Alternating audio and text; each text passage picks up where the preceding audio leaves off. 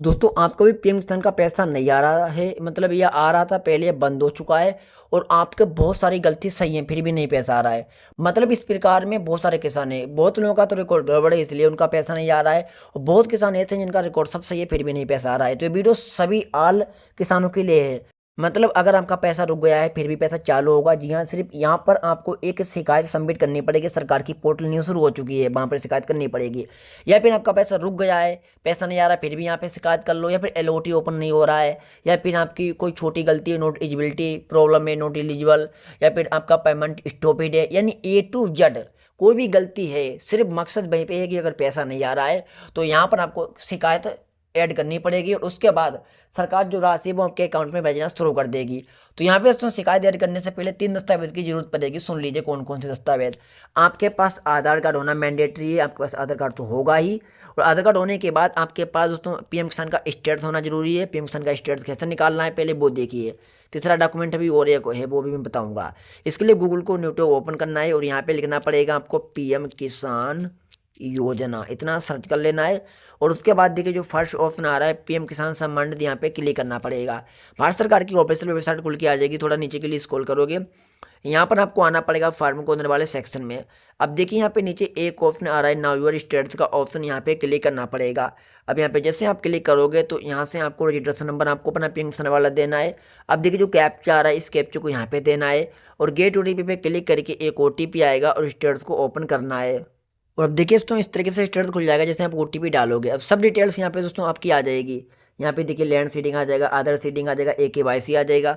अब देखिए मैं दिखा रहा हूँ इनका तो एलओटी ओपन नहीं हो रहा है सबकी, जबकि सब रिकॉर्ड सही है। या फिर बहुत लोगों की मान लो 8-10 किस्त मिली है, सब रिकॉर्ड सही है फिर भी नहीं पैसा आ रहा है। A to Z जो भी गलती है यहाँ से आप स्टेटस को ओपन करना है। स्टेटस ओपन करने के बाद उसका एक स्क्रीनशॉट ले लेना है।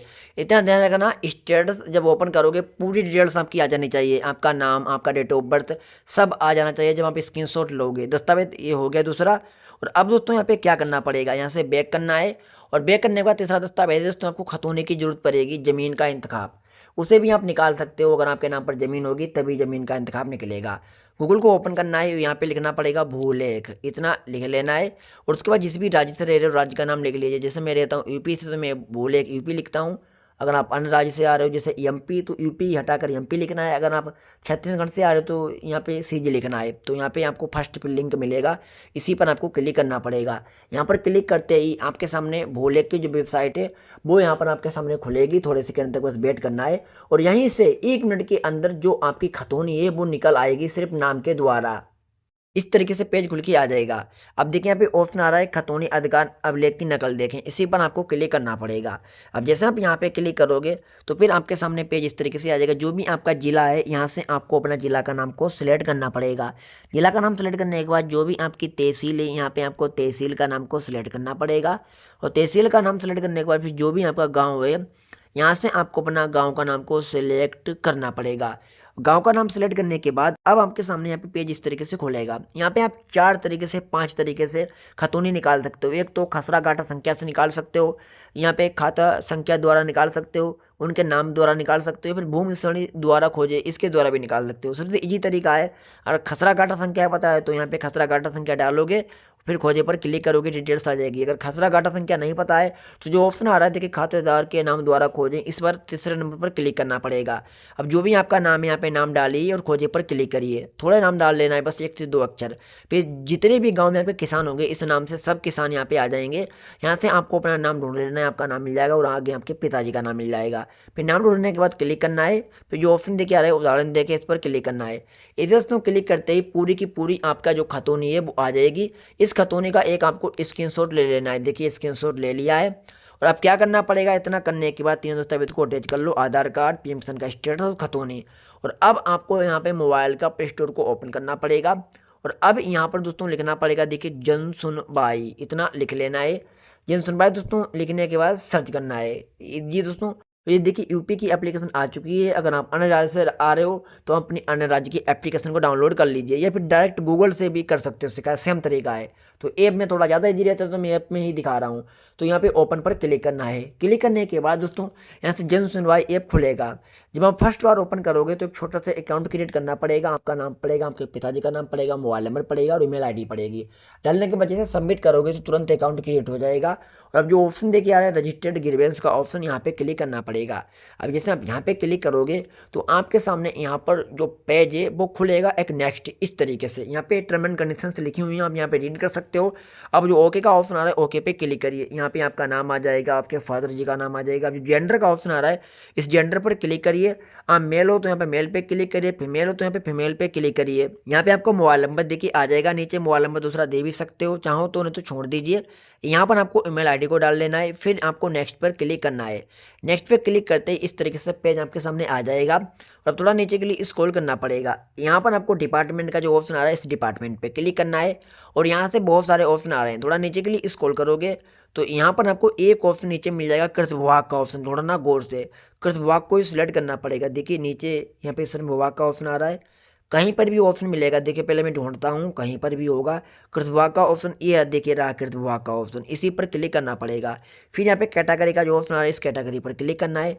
बहुत सारे देखिए ऑप्शन आ रहे हैं, खाद्य वितरण आवंटन इसके बारे में शिकायत करना है, कीटनाशक दवाइयों के संबंधित शिकायत करना है। लेकिन हमारा मकसद है किसान सम्मान निधि का पैसा रुका है उसके बारे में शिकायत करना है। तो जो ऑप्शन देखिए आ रहा है नीचे प्रधानमंत्री किसान सम्मान निधि योजना से संबंधित शिकायत, इसी नीचे पर आपको क्लिक करना पड़ेगा।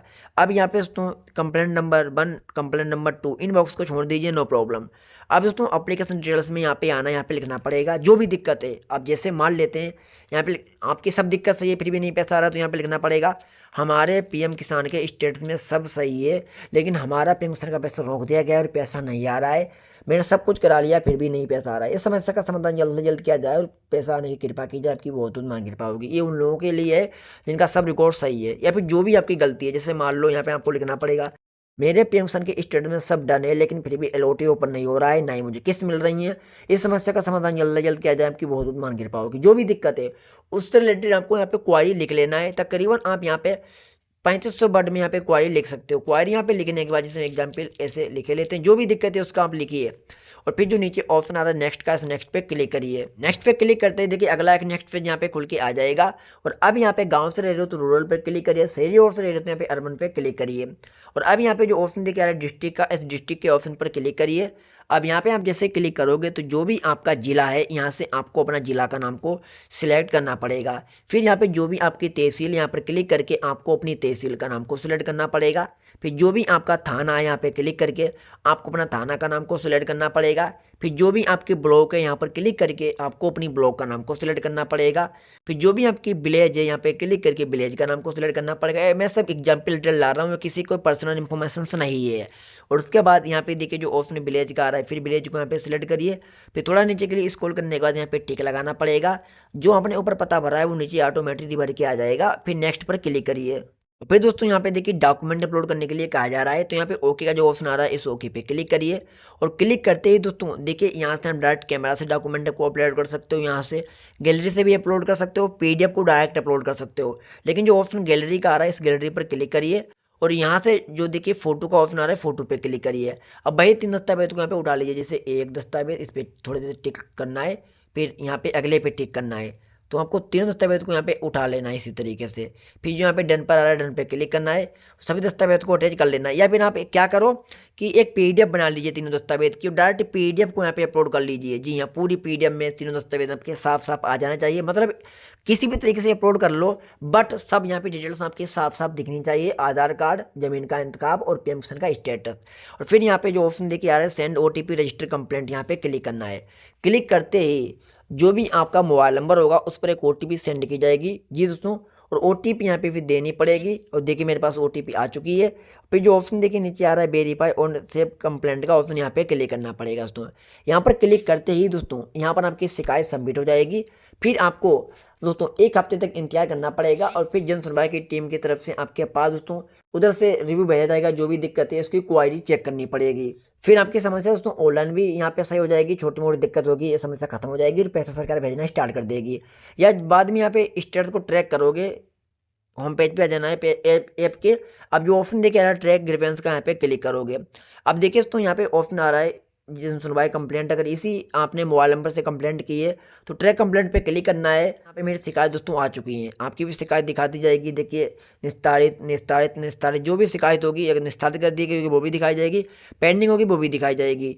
अब पूरी यहाँ पे देखिए डिटेल्स को चेक कर लेना है। तो अगर आपको कोई ऐसी समस्या होगी, अगर ऑनलाइन सही नहीं हो पाती है तो अधिकारियों की तरफ से एक वहाँ पर PDF अपलोड कर दी जाएगी आपकी। जी दोस्तों, उसमें देखिए यहाँ पर आपको बता दिया जाएगा कि आपकी समस्या बड़ी है थोड़ी, उसके लिए आपको कृषि विभाग या फिर डिपार्टमेंट ऑफिस से संपर्क करना पड़ेगा, तब समस्या खत्म होगी। देखिए एक किसान भाई ने यहाँ पर शिकायत की थी जन सुनवाई पर, और जो अधिकारियों की तरफ से रिव्यू आया तो उन्होंने यहाँ पे ये बताया कि आप सभी दस्तावेज लेके आप अपने नज़दीकी जो भी तहसील है, जो भी कृषि विभाग है, वहाँ पर जाइए और वहाँ पर सत्यापन करवाइए, और उसके बाद समस्या खत्म होगी, फिर पैसा आना शुरू हो जाएगा। जी दोस्तों, कभी कभी ऐसा होता है कि ऑनलाइन मतलब बड़ी समस्या नहीं से हो पाती है तो फिर आपको ऑफलाइन विजिट करना पड़ेगा। लेकिन एक बार शिकायत करो, 80% समस्या ऑनलाइन खत्म हो जाएगी। और अगर नहीं खत्म होती है तो आप रिव्यू में चेक कर सकते हो, बाद में अपने कृषि विभाग पे तहसील जा सकते हो और समस्या खत्म करवा सकते हो वहाँ से, जिससे सरकार आपका पैसा आपके अकाउंट में भेजना स्टार्ट कर देगी।